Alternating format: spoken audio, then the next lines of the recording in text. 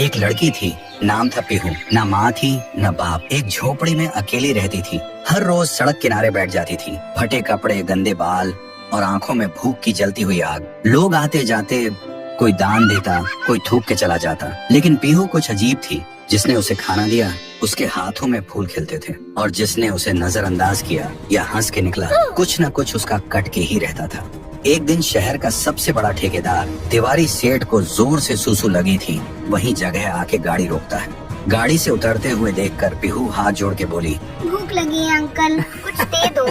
तिवारी ने हंस के कहा, जा भाग यहाँ से भूतनी के। और बिना शर्म के उस मासूम लड़की के ऊपर ही सूसू कर दिया। पीहू चुप रही, कुछ बोली नहीं, बस अपनी आंखों से सेठ को देखा। अगले दिन ब्रेकिंग न्यूज थी। तिवारी सेठ की गाड़ी का ब्रेक फेल हुआ था और पेड़ से टकराई और सिर धड़ से अलग। लोग बोले, कुदरत का न्याय है। लेकिन कुछ समझदार लोग धीरे से बोले, न्याय नहीं, ये उस भूखी बच्ची का श्राप है। और एक रात एक कॉलेज लड़का आया। पीहू ने हाथ फैलाया, भैया कुछ खिला दो, बहुत भूख लगी है। तेरा पेट नहीं भरेगा कभी, चल हट। लड़का बोल के चला जाता है। उसी रात 2 बजे वो लड़का सो रहा था। उसे एक आवाज सुनाई दी, अब तुझे भूख लगेगी, पर खाने को कुछ नहीं मिलेगा, कभी नहीं। अगली सुबह लड़का पागल हो चुका था। हर प्लेट से खाना गायब, जो भी खाना रखता था सब गायब हो जाता था। उसकी जिंदगी से भोजन नाम की चीज ही गायब हो गई थी। धीरे धीरे पीहू की कहानी फैल गई। जो उसे खिलाता है बच जाता है, जो हंसता है मिट जाता है। अब सड़क के कोने पे लोग लाइन लगा के खाना देने लगे डर के मारे। लेकिन ट्विस्ट ये है, पीहू कोई इंसान नहीं है, वो एक भूखी आत्मा है जो सालों पहले इसी जगह पर खाना मांग रही थी, और एक नशे में चली गाड़ी ने उसे कुचल दिया था। तब से न उसकी लाश मिली न इंसाफ मिला। उस दिन से वो बच्ची एक भटकती आत्मा बन गई। तभी उसकी नजर पड़ती है शांतिपुर में, सुंदर शांत, जहाँ लोग हंसी खुशी जीते थे, बच्चे गाना गाते हुए स्कूल जाते और रात में लोग छत पे तारे गिन के सो जाते। लेकिन उन्हें क्या पता था, उस सुकून पे अब अंधेरा छाने वाला था, क्योंकि उस गांव में लौट आई थी पीहू। गांव के बाहर एक स्कूल था और उसी स्कूल के सामने पीहू रोज बैठ जाती थी खाना मांगने के लिए। लोग आते जाते देखकर सोचते थे कोई बेघर बच्ची होगी। एक रात स्कूल का एक गार्ड रात में चौकीदारी करते हुए वहाँ से गुजर रहा था। पीहू उसे देखती है और बोलती है, मुझे भूख लगी है, कुछ खिला दो। गार्ड कुछ नहीं बोलता, सिर्फ घूरता है और अंदर जाकर सीसीटीवी चेक करने लगता है। तभी स्क्रीन से एक लाल हाथ निकलता है और अगले ही सेकंड में वो आदमी गायब। अगले दिन सुबह गांव में हंगामा मच गया। गांव के बीचों बीच एक पेड़ से गार्ड की लाश लटक रही होती है, मुंह छीला हुआ, आंखें बाहर और सीने पे एक कागज चिपका होता है, भूख से मत खेलो।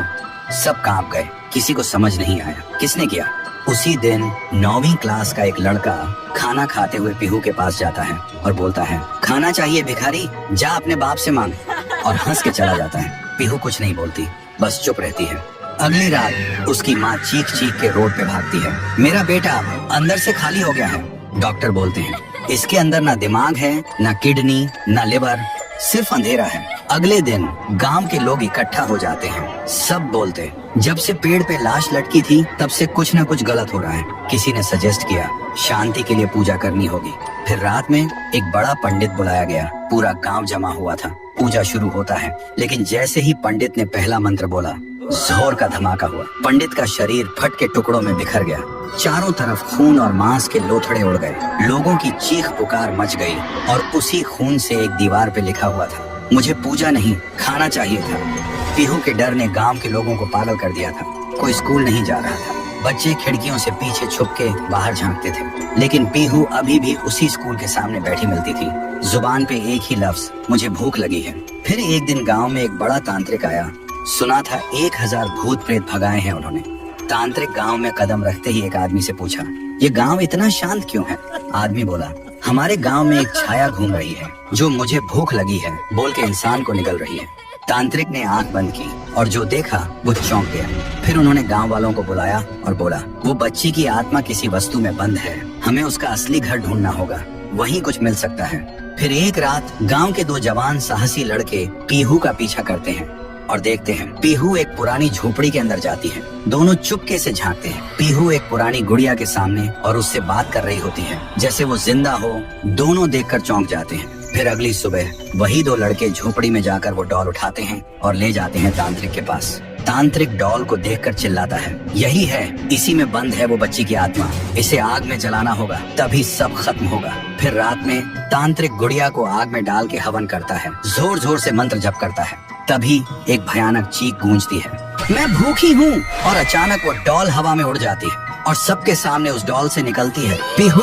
और जिन लोगों ने उस डॉल को छुआ था उनके शरीर एक एक करके पंडित जैसे फट जाते हैं। ये सब देखकर तांत्रिक भागने लगता है, लेकिन अचानक रास्ते बंद हो जाते हैं। वो पलट के देखता है, उसके सामने खड़ी होती है पीहू और वो बोलती है, तू मुझे जलाना चाहता था, अब तू जल। एक ही सेकंड में तांत्रिक के शरीर में आग लग जाती है और वो जलकर राख हो जाता है। उस रात के बाद गांव वालों को सब समझ आ गया था, पीहू ने सिर्फ उन्हीं को मारा जिन्होंने उसे दर्द दिया था, भूखा छोड़ा था, बाकी सब लोग ठीक थे। अगली सुबह गांव के सब लोग पीहू के सामने खाना लेकर आए और रो पड़े, बोले, हमें माफ कर दो, हमने तुम्हें भूत नहीं समझा, लेकिन तुम तो देवी हो जो सिर्फ भूखी थी। पीहू ने एक मुस्कान के साथ थाली में से एक निवाला उठाया और जैसे ही उसने वो खाया, उसका रूप हल्की रोशनी में बदलने लगा, फिर वो हवा में मिल गई। उस दिन के बाद पीहू कभी नहीं दिखी। तब से वो गांव वापस वैसे ही हो गया, शांत, प्यारा और खुशी से भरा। उधर ढोलकपुर गांव के लोग बड़े आराम से जी रहे थे, क्योंकि उस गांव में रहता था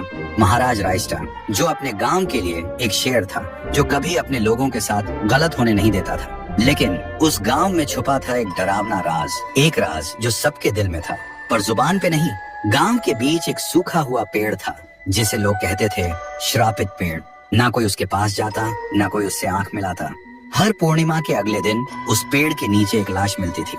लोग कहते, रात में कोई आता है और लाश छोड़ जाता है, लेकिन कभी किसी ने कुछ देखा नहीं, और देखता भी कैसे, जो देखता वो अगले दिन पेड़ के नीचे होता था। एक दिन रायस्टार ने ठान लिया, बस अब और नहीं, इस राज का अंत मैं ही करूंगा, क्योंकि ढोलकपुर का नाम मिट्टी में मिल रहा था। फिर एक पूर्णिमा की रात रायस्टार चुपके से जाकर पेड़ के पास बैठ गया। रात के 2 बजे एक आवाज आई, और फिर वो पेड़ भूत में बदल गया। वो भूत कुछ अजीब सा था, एक भयानक शैतानी हंसी वाला चेहरा, आंखें बड़ी बड़ी। वो पेड़ चल के एक घर के गेट को जोर जोर से खटखटाने लगता है। तभी एक आदमी डर के मारे आवाज सुन के बाहर निकलता है। वो भूत अपने लकड़ी जैसे हाथ से एक ऐसा थप्पड़ मारता कि उसकी सांस वहीं थम जाती है, और उसी जगह उस लाश को ले जाता है और वापस फिर से पेड़ बन जाता था। देखते ही रायस्टार का दिल कांप जाता है, पर वो कुछ बोलता नहीं। सुबह लोग भीड़ में जमा हुए और रायस्टार ने पहली बार उस पेड़ से बात करने की कोशिश की। पेड़ के अंदर से एक आवाज निकली, क्या तुम सब भूल गए मुझे? रायस्टार बोलता है, तू कौन है? पेड़ बोलता है, मैं हूँ ठुन ठुन ठुन साहुर। एक वक्त था जब मैं भी इस गांव का एक प्यारा सा बच्चा था, लेकिन 100 साल पहले मुझे इसी पेड़ से रस्सी बांधकर उल्टा लटका दिया गया, गांव वालों की आंखों के सामने, और मेरी मौत को तमाशा बना दिया गया, सिर्फ इसलिए क्योंकि मैंने एक राज देख लिया था जो लोग छुपाना चाहते थे। और उसी पल से मेरी रूह इस पेड़ से जुड़ गई। उस दिन से मैं इंसान नहीं, एक सज्जा बन गया, और हर पूर्णिमा में एक राजदार को चुनता हूँ और फिर उसे उसकी खामोशी का हिसाब देता हूँ। रायस्टार बोलता है, लेकिन अब तो वो लोग मर चुके हैं ना, जो तेरा कसूरवार थे। अब तू मासूम लोगों को क्यों मार रहा है? पेड़ कुछ देर चुप रहता है, फिर बोलता है, ठीक है, बस एक बार मुझे याद करो, एक दिया जला दो, फिर मैं कभी किसी को नहीं मारूंगा। फिर रात में सब लोग आते हैं, एक एक दिया जलाते हैं, और तभी पेड़ अपने आप से आग पकड़ लेता है और आखिर में मुक्ति मिलती ठुन ठुन ठुन साहुर को। उस दिन के बाद गांव में कभी कोई लाश नहीं मिली। हर पूर्णिमा में लोग एक दिया जलाकर उसकी यादों को जिंदा रखते हैं, क्योंकि अगर भूल गए तो सपने में एक आवाज सुनाई देती थी, देखते ही देखते 1 साल बीत गया। गांव के लोग फिर से खुशी से जीने लगे थे, लेकिन एक अमावस्या की काली रात में ग्रेवयार्ड के बीच खड़ी एक पुरानी टूटी फूटी हवेली, जिसके अंदर सिर्फ अंधेरा और सड़ी हुई लाशों की तेज बदबू थी, वहीं हवेली के सबसे अंधेरे कमरे के बीच खून से बना एक आह्वान मंडल जमीन पर अजीब सी चमक के साथ जगमगा रहा था। उसके बीच एक पुरानी गुड़िया रखी थी और आह्वान मंडल के इर्द गिर्द 3 तांत्रिक उस गुड़िया पर श्रापित काला जादू की विधि कर रहे थे। 3 तांत्रिकों की आवाज एक साथ गूंज रही थी। मंत्र इतने भयानक, इतने गहरे थे कि जैसे हर श्रापित अंधेरों की आत्मा को आजाद कर रहा हो। तभी हवेली के अंदर चारों तरफ से हर तरह के भूत प्रेत की आत्माएं हवा को चीरते हुए सीधा उस गुड़िया के अंदर घुसने लगी, और जैसे ही आखिरी आत्मा घुसी, गुड़िया की आंख खुल गई और अचानक वो 3 तांत्रिक टुकड़े टुकड़े होकर बिखर गए। तभी गुड़िया उठती है और जोर जोर से हंसने लगती है। उसका हंसना इतना तेज, इतना खौफनाक कि पूरा ग्रेवयार्ड कांप उठता है और पैदा हुई शैतानी रूह से भरी एक राक्षसी गुड़िया। फिर एक दिन गांव के कोने में दो छोटी बच्ची गाना गाते गाते खेल रही थी। तभी वो गुड़िया आती है और दो बच्चों का गाना चुपचाप एक अजीब सी मुस्कान के साथ सुनने लगती है। उसकी हरकतें एकदम अजीब थी और जैसे ही बच्चों ने उस गुड़िया को देखा, उनका गाना एकदम बीच में रुक गया, क्योंकि इससे पहले उन्होंने कभी चलती हुई गुड़िया नहीं देखी थी। अगले ही पल वो गुड़िया दोनों बच्चों के करीब आई और उनका खून चूस कर दोनों को मार देती है। फिर एक रात कुछ ऐसा हुआ जो फिर से ढोलकपुर वालों की रातों की नींद हराम हो गया। लाशें फिर से मिलने लगी। हर 2 दिन बाद किसी न किसी के घर के सामने एक कटी हुई लाश पड़ी होती। गांव फिर से कांप उठा। एक दिन सब लोग महाराज के पास पहुंचते हैं और रो रो कर गांव की घटनाओं के बारे में बताते हैं। रात को महाराज 2 सेनापतियों से कहते हैं, जाओ और खोजो इस कांड के पीछे कौन है। लेकिन सुबह सिर्फ उनकी लाशें लौट कर आईं। एक का सिर था ही नहीं, दूसरे के पैर कट चुके थे। महाराज समझ गए कुछ तो लौट आया है, कुछ जो सिर्फ मौत का खेल खेल रहा है। और फिर कहते हैं, अब इस जंग का सामना मुझे ही करना होगा। उसी रात महाराज चुपके से गांव में आते हैं और एक पेड़ के पीछे खुद को छुपा लेते हैं। और ठीक रात के 2:30 बजे अचानक कहीं से धुआं छा जाता है और उस धुएं के अंदर से एक आवाज आती है,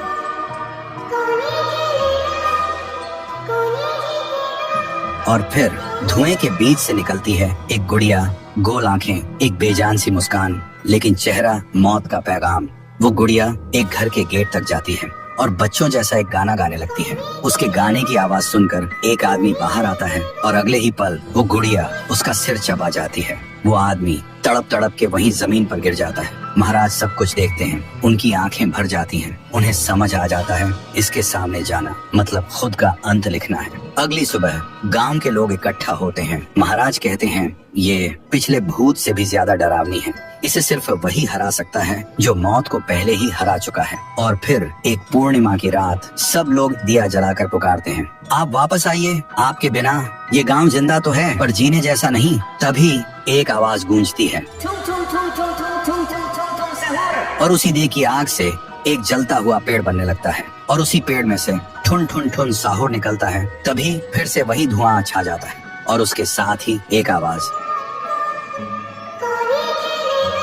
सब लोग घुटनों के बल गिर जाते हैं और कांपती आवाज में बोलते हैं, हमें बचाइए, वो आ गई है। ठुन ठुन ठुन साहुर एक जोरदार जंप करता है और सीधा उस धुएं में घुस जाता है और शुरू होती है एक आखिरी जंग ठुन ठुन ठुन साहुर और गुड़िया की। जमीन कांपने लगती है, आसमान से बिजली गिरती है और जब धुआं हटता है तो दिखाई देता है गुड़िया बिखर चुकी थी। हाथ अलग, सिर अलग, पैर अलग। और तब से गांव में फिर से एक नई सुबह हुई। महाराज मुस्कुराए, गांव वाले जीने लगे और उस दिन के बाद ठुन ठुन ठुन साहुर सिर्फ एक भूत नहीं रहा, गांव का रक्षक बन गया। लेकिन उसी रात कुछ ऐसा हुआ जो किसी को भी पता नहीं चला। गुड़िया का सिर, हाथ, पैर अपने आप जुड़ने लगे थे और फिर वो वहाँ से चली गई। उधर शांतिपुर में शादी हो रही थी, पूरा गांव शामिल था, सब धूमधाम से शादी मना रहे थे। और तभी गुड़िया जमीन में लेटे हुए आती है और अचानक उठकर सीधा दुल्हन को खा जाती है। ये देखते ही लोगों के बीच में अफरा तफरी मच जाती है। कोई भागता है, कोई चिल्लाता है और वो गुड़िया खड़े होकर एक बच्चों जैसा गाना गाती है और फिर एक के बाद एक सबको मौत के घाट उतार देती है और फिर वो गायब हो जाती है। गांव फिर से कांप उठता है। सुबह सब लोग इकट्ठा होते हैं और कहते हैं, वो भूखी लड़की वापस आ गई है। इस बार एक गुड़िया बन के लोग घुटनों के बल गिर जाते हैं और रो रो कर कहते हैं, हे भगवान हमें बचाओ। तभी गांव का मुखिया आता है और गुस्से में कहता है, चाहे वो कोई भी हो, है तो एक गुड़िया ही ना, आज रात मैं उसे खुद गाँव से निकालूंगा। फिर रात के ठीक 2:30 बजे मुखिया अपने 2 चेलों के साथ गाँव के बीच खड़ा होता है और फिर वही धुआं छा जाता है और वही आवाज। वो गुड़िया धुएं से निकलती है और सीधा मुखिया के पास चल के आती है। मुखिया कहता है, निकल जा मेरे गांव से, नहीं तो तुझे यहीं बिखरा दूंगा। गुड़िया हंसती है और कहती है, तेरे से पहले भी किसी ने ये सोचा था। और उसी पल वो गुड़िया बड़ी होने लगती है और अपनी पैर से तीनों को कुचल के मार डालती है। सुबह जमीन पे सिर्फ खून के धब्बे रह गए थे, लाशें जैसे हवा हो गई हो। लोग समझ गए ये कोई आम गुड़िया नहीं, इसके अंदर कुछ और ही शक्ति है। तभी गांव की एक बूढ़ी औरत कहती है, इस गुड़िया को हम गांव से नहीं निकाल सकते, इसे तो सिर्फ पीहू ही गांव से निकाल सकती है। फिर सभी लोग उसी जगह जाकर खाना रखते हैं और दिल से पीहू को पुकारते हैं, भूखी देवी वापस आइए, गांव को बचाइए। तभी जमीन से एक आवाज निकलती है और मिट्टी से बनने लगती है पीहू। लोग चिल्लाकर कहते हैं, देवी हमें बचा लो। फिर रात होती है। वो गुड़िया गाना गाते हुए आती है, लेकिन अचानक पीहू उसके सामने आ जाती है। गुड़िया रुक जाती है। पीहू उसे पकड़ने जा रही होती है, लेकिन गुड़िया हवा में उड़ जाती है। पीहू भी उसके पीछे उड़ जाती है और अपनी आंखों से आग छोड़ के गुड़िया को जलाने की कोशिश करती है, लेकिन गुड़िया एक धुएं में छुप जाती है और फिर अचानक पीहू के पीछे आके उसे एक जोर का वार करती है। पीहू आसमान से जमीन पे आ गिर जाती है और फिर वो गुड़िया पीहू की शक्ति छीनने लगती है। पीहू की ताकत धीरे धीरे गुड़िया के पास जा रही होती है। कुछ देर बाद पीहू जमीन पे गिर जाती है। जब वो उठती है तो देखती है उसका शरीर धुंधला हो गया है और जब वो अपने आप को छू रही थी तो हाथ उसके शरीर के आर पार जा रहा था। वो वहीं गिर के रोने लगती है और जोर से चिल्लाती है और उसकी आवाज सीधा उसके भाई के कानों तक पहुंचती है। लेकिन इधर उसका भाई सोच रहा था। लगभग 150 साल पहले की बात। ढोलकपुर गांव के एक कोने में एक परिवार रहता था। उस परिवार में था पीहू, उसका बड़े भाई साहुर और उनके मम्मी पापा। एक सुबह पीहू और साहुर घर के बाहर खेल रहे थे और अंदर उनकी मम्मी किचन में खाना बना रही थी। वो थोड़ी जल्दी में थी और तभी अचानक उनके कपड़ों में आग लग जाती है। वो चीख चीख के चिल्लाने लगती हैं। पीहू और साहुर मम्मी की चीख सुनकर भागकर अंदर आते हैं और जैसे ही मम्मी को जलते हुए देखते हैं वो चिल्लाते हैं, पापा जल्दी आओ पापा। पापा भागकर आते हैं, लेकिन मम्मी को बचाने के लिए जैसे ही हाथ बढ़ाते हैं उनके कपड़ों में भी आग पकड़ लेती है और कुछ ही सेकंड्स में दोनों जलकर राख हो गए। पीहू और साहुर सिर्फ देखते रह गए, जैसे पूरी दुनिया ही खत्म हो गई हो। अब पीहू घर में अकेली रहने लगी और साहुर हर दिन खेतों में काम करता, सिर्फ इसलिए ताकि उसकी बहन भूख से ना रहे। एक पूर्णिमा की रात थी।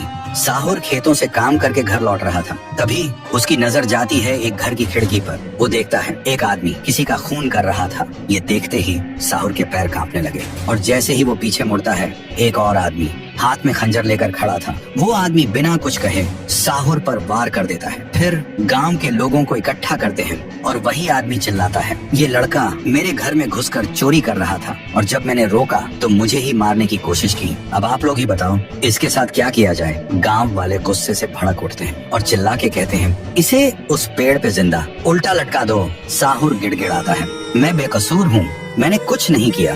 लेकिन गांव के किसी ने भी उसकी एक ना सुनी। उधर उसकी बहन रात भर उसका इंतजार करती रही और सुबह जब वो उसे ढूंढने निकली तो देखती है उसका भाई गांव के बीच वाले सूखे पेड़ से उल्टा लटका हुआ है। ये देखते ही पीहू टूट जाती है, जोर जोर से चीखने लगती है और उसकी चीख पूरे गांव में गूंज जाती है। फिर गांव वाले पीहू को भी चोर का बहन कहकर गांव से निकाल देते हैं और तब से साहुर की आत्मा उस पेड़ के अंदर समा गई थी और पीहू गांव के बाहर एक झोपड़ी में रहने लगी थी। रोज एक पेड़ के नीचे बैठकर भीख मांगती थी, लेकिन कोई भी उसे कुछ भी खाने को नहीं देता था। वो बस भूखी पेट पेड़ के नीचे लेटी रहती थी। साहुर भी अपनी बहन का दर्द महसूस कर पाता था, लेकिन वो कुछ नहीं कर सकता था। फिर एक दिन पीहू रास्ते में खाना मांग रही थी और तभी एक नशे में चली गाड़ी ने उसे कुचल दिया था। तब से पीहू एक भूखी आत्मा बन गई जो हर गांव में भटकती थी, सिर्फ एक ही बात कहकर, मुझे भूख लगी है। ये सब याद करते ही तुंग तुंग तुंग साहुर की आंखों से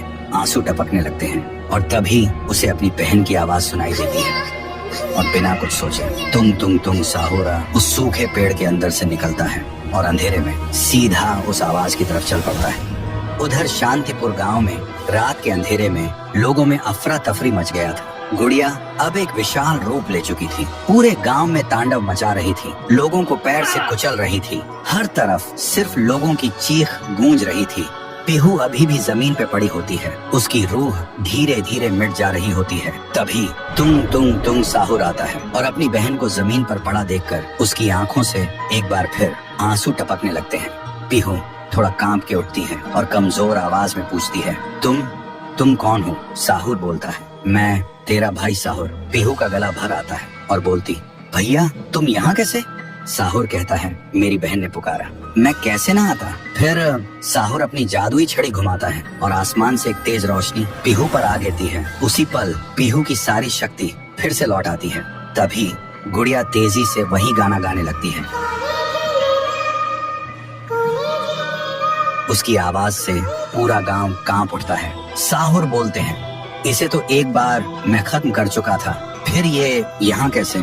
फिर साहुर गांव के लोगों को एक खाली मैदान में इकट्ठा करता है और एक कवच के अंदर सबको सुरक्षित कर देता है और एक बार फिर से आसमान चमकने लगता है। साहुर गुड़िया को मौत के घाट उतारने लगता है। एक ही पल में गुड़िया टुकड़ों में बिखर जाती है, लेकिन उसी वक्त उसके टुकड़े खुद ब खुद जुड़ने लगते हैं और गुड़िया हंसने लगती है। पीहू बोलती है, भैया इसे हम ऐसे नहीं खत्म कर सकते, इसे आग से जला के खत्म करना होगा। तभी साहुर अपने जादू से गुड़िया को कस के पकड़ता है और पीहू अपनी आंखों से आग निकालती है और गुड़िया को जला देती है। गुड़िया चीखती है और छोटी होने लगती है। कुछ ही देर बाद गुड़िया जलकर राख हो जाती है और हवा में पूरी तरह से गायब हो जाती है। फिर गांव से काली छाया हट जाती है और सूरज निकलता है। पूरा गांव एक आवाज में गूंज उठता है, जय हो पीहू देवी की, जय हो तुंग तुंग तुंग साहुर की। साहुर मुस्कुराता है और कहता है, मुझे वापस जाना होगा।